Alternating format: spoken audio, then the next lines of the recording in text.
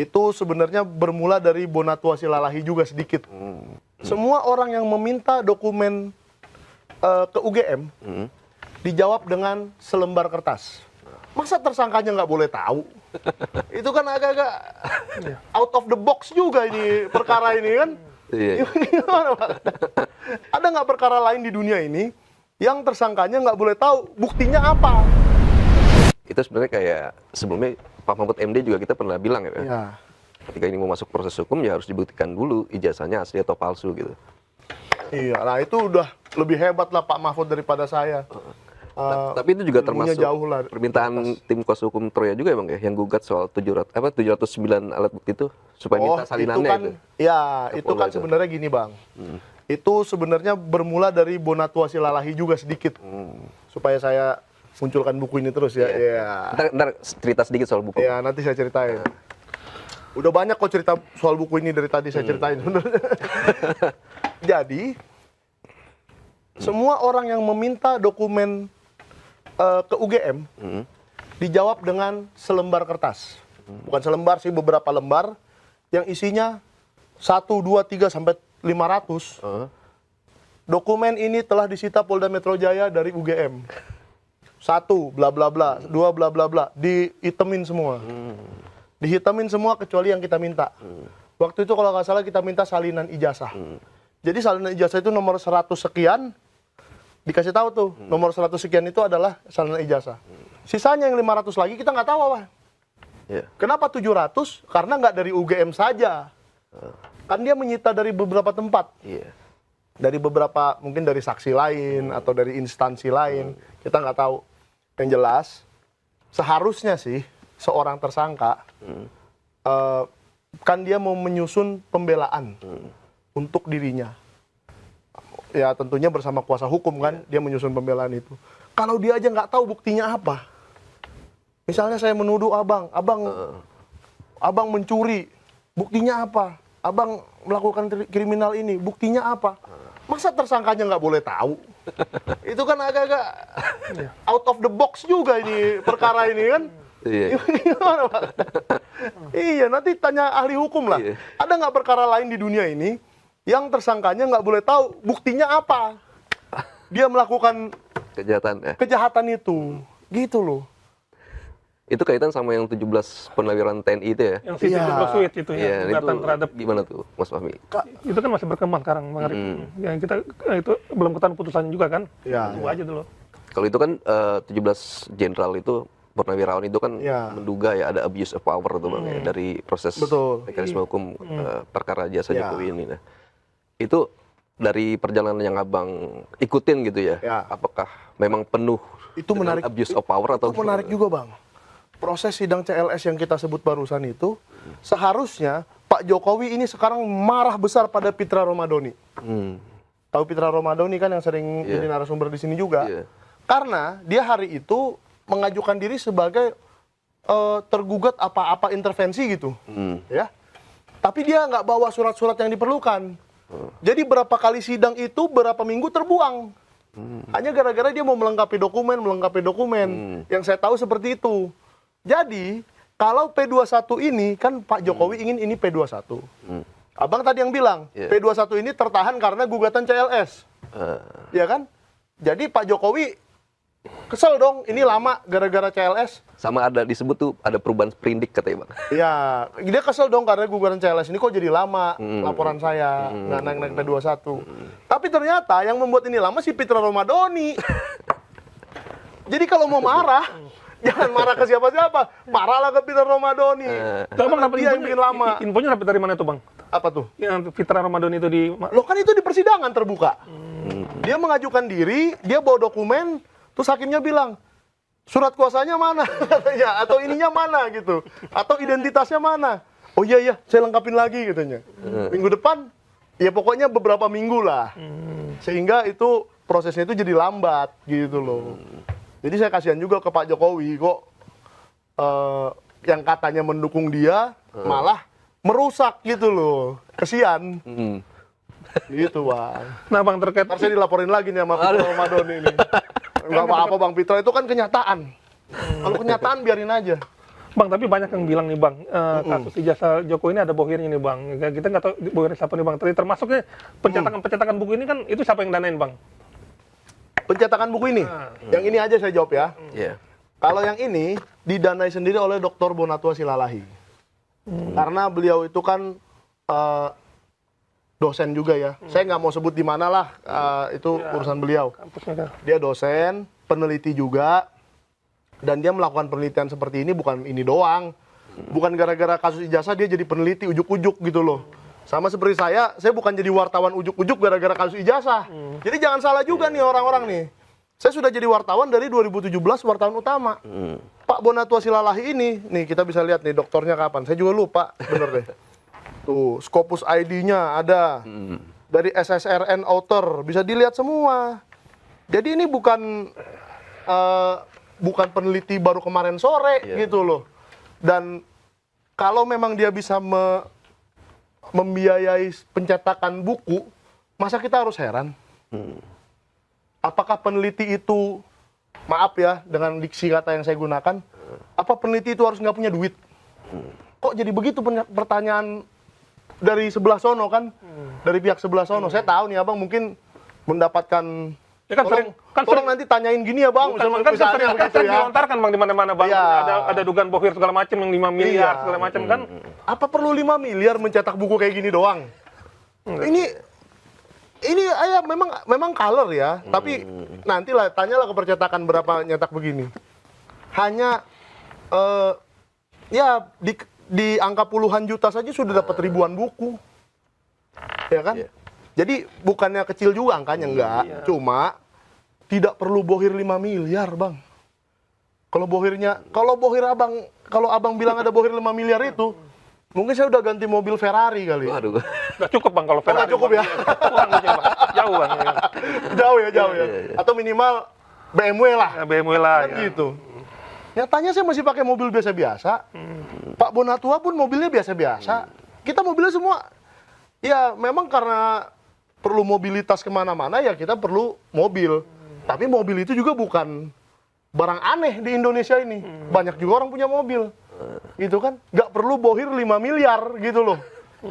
Jadi dari mana, kecuali saya pakai baju Louis Vuitton tiap hari kan, beda-beda baju saya Louis Vuitton atau jas saya Louis Vuitton atau apa. Ini tidak kok, baju kita biasa-biasa. Jadi dari mana mereka punya nalarnya itu kan, sampai ke situ, sampai ke 5 miliar itu. Gitu. Jadi memang ini bukunya soal apa sih Bang? Ijazah? Ya, jadi Tidak ada. Ini ditulis sendiri sama iya, oleh Pak Bonatua dong. itu sendiri ya Pak? Sendiri, karena Soalnya beliau kan kan memang kadang-kadang- peneliti. iya, kadang-kadang- Peneliti kebijakan publik. Nah, itu biar jelas tuh. Iya. Jadi bukan peneliti digital forensik seperti Rismon ya. Itu lain lagi itu penelitinya. Kan kalau sebelumnya kan sempat ada ribut-ribut juga tuh soal kontribusi pembuatan buku. Nah ini kalau ini pure sendiri ya? Kalau bukunya Rismon itu memang dia waktu itu menghubungi beberapa orang. Beberapa orang termasuk salah satunya pengacara dia Jahmada Girsang itu. Dihubungi, katanya mau ngasih 25 juta, taunya nggak jadi. Maaf ya Bang Jahmada ya, kita tetap temen lah. Masa cuma dikasih tahu gitu doang. Akhirnya saya dihubungi. Mike, bantu dong 25 juta. Saya bantu. Tapi balikin, saya bilang. Jangan bukunya laku kagak dibalikin. Itu namanya apa, curang ya kan? Iya, Bang.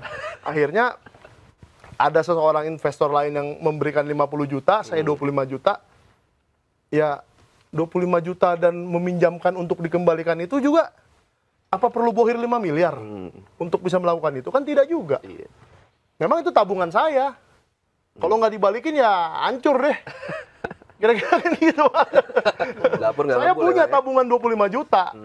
Nggak besar-besar banget itu, gitu loh. Gitu Bang. Jadi waktu itu memang bukunya Rismon kami biayai, tapi kembali. Nah, kalau ini adalah hasil penelitian Dr. Bonatua sejak, saya lupa Agustus atau September gitu deh. Tahun lalu Bang? Tahun lalu. Dan kami bersama-sama datang ke KPU, datang ke Danantara. Oh, kenapa Danantara lagi kan? Karena Pak Jokowi itu kan Dewan Pengarah Danantara. Sekarang saya tanya Bang, waktu Abang melamar ke Okezone nih, ngasih ijazah nggak? ngelamar kerja? Ngasih fotokopi, Bang. Ngasih kan? Nah saya tanya juga ke Danantara, Pak Joko Widodo melamar jadi Dewan Pengarah Danantara, Iya. ngasih ijazah nggak? Ngasih CV nggak? Ya kan? Tapi nggak dijawab sampai sekarang. Mungkin bukan dilamar kali bang, ditunjuk gitu bang. Kalau lamar kan kesannya kan kita Meminta. kan iya meminta. Oke, ini kita diskusi aja ya bang ya.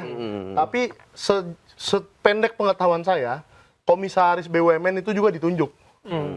Jadi kalau bukan dia saya nggak mau. Ini komisarisnya. Tapi itu pun ngasih CV, Iya. ngasih ijazah, ngasih KTP KK, surat kesehatan, surat ini itu. Nah gitulah kira-kira. Jadi saya berasumsi ya mungkin sama. Dan antara ini kan barang yang belum pernah ada sebelumnya di Indonesia ya. Sovereign fund ya. Kita nggak tahu apakah ini BUMN, apakah ini apa. Bagaimana pengelolaannya. Jadi kita tanya aja daripada kita salahkan. Dan ternyata sampai hari ini tidak diberikan ke kami. Gak ada jawaban lah. Nggak ada jawaban. Yang memberikan jawaban itu KPU. Lalu, ya saya bacain aja daripada salah kan. UGM, KPU, Sekretariat Negara, Mensesnek. Oh, Sesnek. Karena nggak mungkin dia nggak punya. Iya. Ya kan? Danantara tidak jawab. Andri, Arsip Nasional, dia menjawab di persidangan tidak punya. Andri. Jadi Arsip Nasional Republik Indonesia itu punya, katakanlah, data-data pemilu 2014-2019 saat Jokowi terpilih presiden, tapi ijazah Jokowi tidak ada. Iya. Maka judul bukunya ijazah Jokowi tidak ada lagi-lagi ya kan? Jadi nggak salah judul buku ini. Kalau Anda mau bantah bikin lagi buku ya. Terus LKD Provinsi DKI Jakarta, Lembaga Kearsipan Daerah itu. DKI Jakarta, Surakarta, partai politik pendukung. Partai politik pendukung pun harus punya. Nah, itu dikasih juga. Belum dikasih juga. Abang kenapa nggak ke PDIP bang? Nanyakan ke PDIP bang. Karena kan yang ngusung pertama kan PDIP bang dari. Ya kita doakan sajalah. Ya kalau memang mereka juga tergerak hatinya untuk memberikan, saya yakin tergerak lah setelah nonton Okezone. Ya. Nah lalu ada pemilik ijazah asli. Jadi ijazah Joko Widodo itu ada di 10 tempat. 10 tempat. Ya. Yang kami tahu loh ya. Dan harusnya di UGM itu pertama-tama harusnya ada di situ. Dan nggak boleh satu-satunya arsip yang mereka miliki diberikan ke Polda. Itu Kalau Polda kebakaran itu gimana? 10 tempat itu dalam bentuk salinan ya, Bang ya? Iya. Bentuk salinan kan? Salinan. Tapi yang ke 10 kan ijazah asli di Pak Jokowi. Iya. Harusnya. Tapi itu juga pertanyaan saya barusan kan, mungkin para pendukung yang bisa menjawab. Kita kan tahun lalu baru melihat banyak kantor-kantor kepolisian yang dibakar oleh massa. Kita bukan ingin itu terjadi lagi. Tapi kalau hal-hal seperti itu terjadi, masa sih? Ya atau kecelakaan lah. Ada sebuah kecelakaan, gempa bumi atau apa, atau entah bencana alam. Masa ijazah presiden ke-7 kita hilang? Gara-gara disimpan oleh Polda. Itu loh. Jadi minimal balikin aja lah ke Pak Jokowi gitu loh. Iya, jadi biar kita sama-sama enak kan. Biar tidak menyalahkan Polda nanti kalau terjadi apa-apa gitu. Apalagi tuh selain itu? Apalagi nih ya. Nah, kalau ada lagi nih. Ini pasti kalian senang sekali baca yang ini nih. Penyelamatan arsip melalui Polri. Wah, salah satu subbabnya itu. Jadi menyelamatkan arsip ini melalui Polri. Itu supaya orang tidak bisa melihat. Satir apa gimana? Iya, nggak tahu lah. Baca aja sendiri ya, Kak. Baca aja sendiri. Nah, ini saya hanya ngebacain daftar isinya aja, ya kan? Iya, poin-poinnya. Nah, kasus Joko Widodo. Ada apa yang ada dan apa yang hilang. Mengapa negara tidak bisa membuktikan keaslian ijazah? Padahal bisa, Bang. Ya kan? Iya. Banyak ijazah palsu yang sudah terbongkar.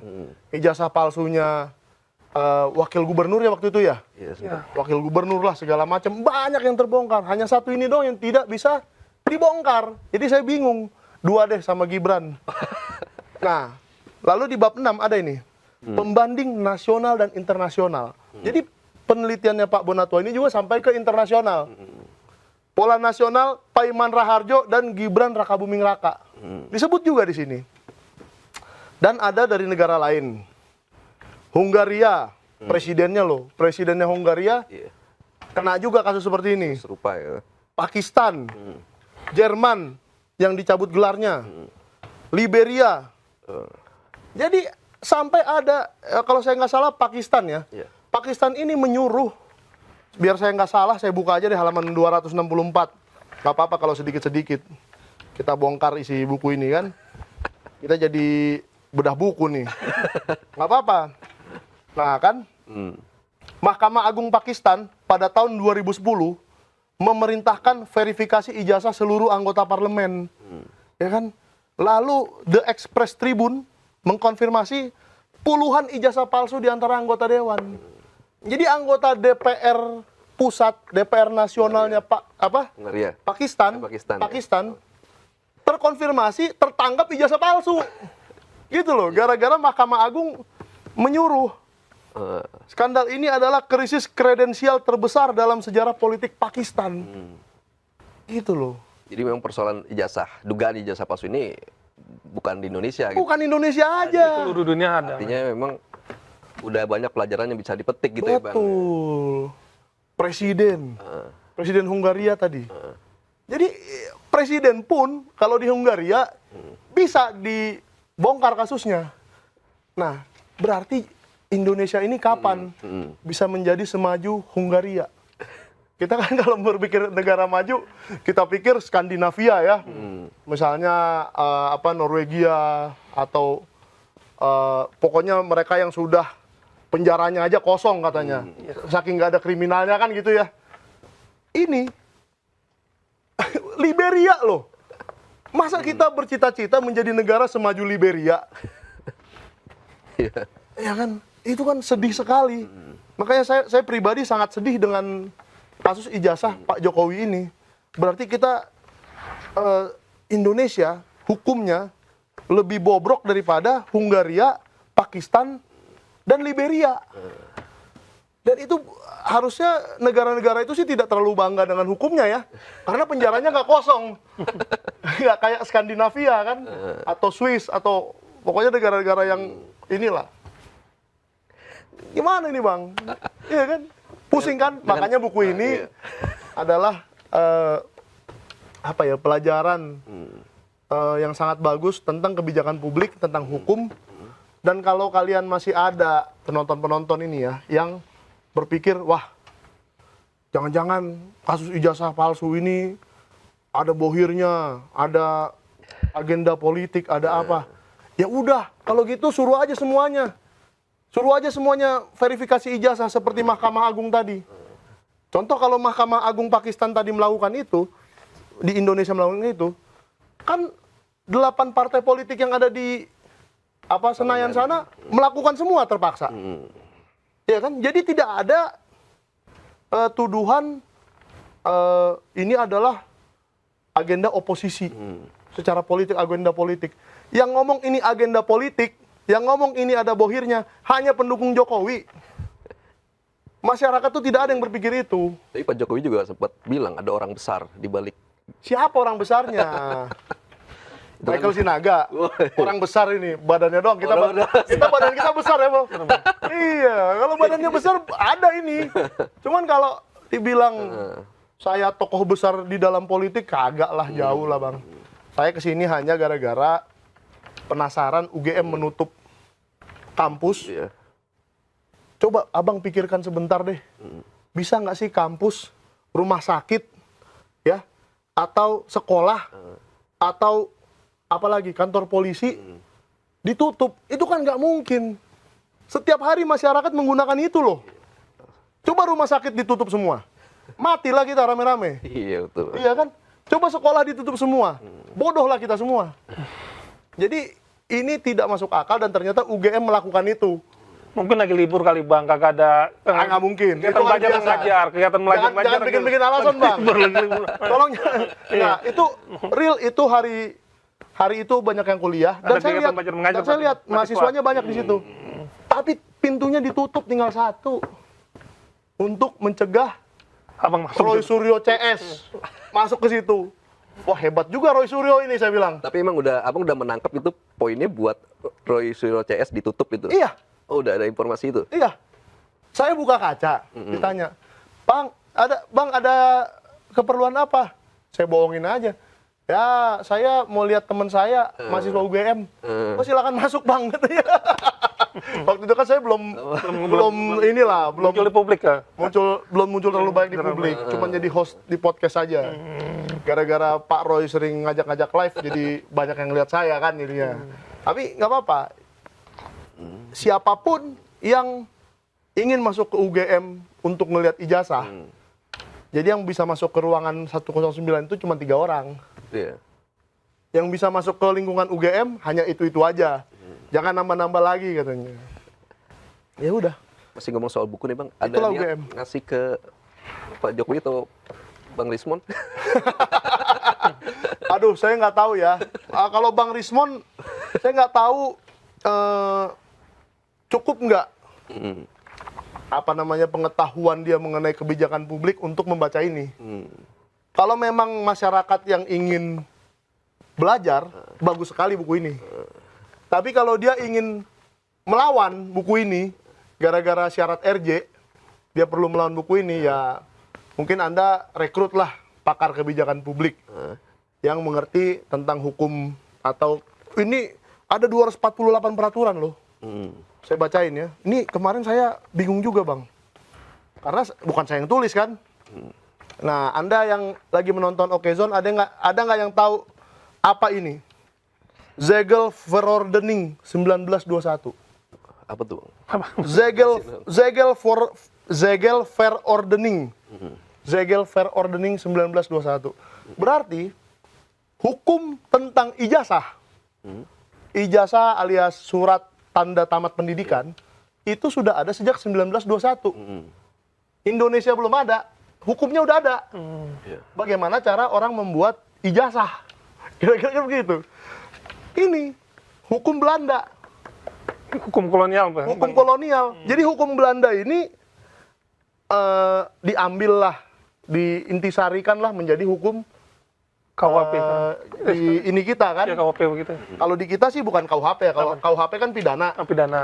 Ini mungkin mengarah ke bagaimana cara melegalisir. Oh. Undang-undang Sisdiknas mungkin. Nah, sistem pendidikan kan gitu. Kenapa kita punya SD, SMP, SMA? Kenapa 12 tahun? Ya. Nah, kayak gitulah yang kita ambil dari hukum Belanda misalnya. Di Belanda pendidikannya agak mirip dengan kita memang, sistem pendidikannya. Tapi kalau seperti Mas Gibran, kuliahnya ke Australia, saya juga kuliahnya ke Inggris. Australia apa Singapura, Bang? Gibran. Dia pernah ke Australia, pernah ke Singapura. Saya juga bingung. Dia nggak pernah jelasin sih. Jadi kalau dia sekolah secondary school ke Singapura, itu tidak sama dengan SMA kita. Jumlah tahunnya aja nggak sama gitu loh. Jadi kayak gitu-gitu harus kita pelajari dari buku Ijazah Jokowi tidak ada. Ini melengkapi. Kalau kemarin-kemarin kan kita membuat buku mengenai Jokowi White Paper itu tentang forensik ya. Bagaimana meneliti sebuah dokumen forensik. Ini kebijakan. Jadi kalau ada seseorang melanggar kebijakan, ya berarti dia ya sudah melanggar hukum gitu aja. Bagaimana seseorang melegalisir tanpa tanggal? Pernah nggak Abang melegalisir dokumen? Iya. Ijazah atau apa? Ada tanggalnya nggak? Harus Bang. Harus. Karena di undang-undang itu ditulis. Bagaimana membuat sebuah legalisir itu harus ada tanggalnya. Jelas di dokumen itu. Di apa itu? Di undang-undang itu. Nah, ini ntar saya cari-cariin. Di sini ada semua kok. Jadi tenang aja. Ya, wah, saya nggak tahu lagi nih mau cari di halaman berapa. Karena halamannya aja ada 300, Bang. Itu dicetak berapa eksemplar, Bang, sama Bang Bonatua? Ribuan lah. Ribuan. Nah, ribuan eksemplar. Berapa ribu? Ya, nanti imajinasi sendiri aja, imajinasi masing-masing aja. Ya kan? Nah, ini ijazah-ijazahnya Jokowi. Ada semua. Dan ini full color, jadi... Gak sempet baca? Dengerin aja. Klik icon text to speech di okezone.com.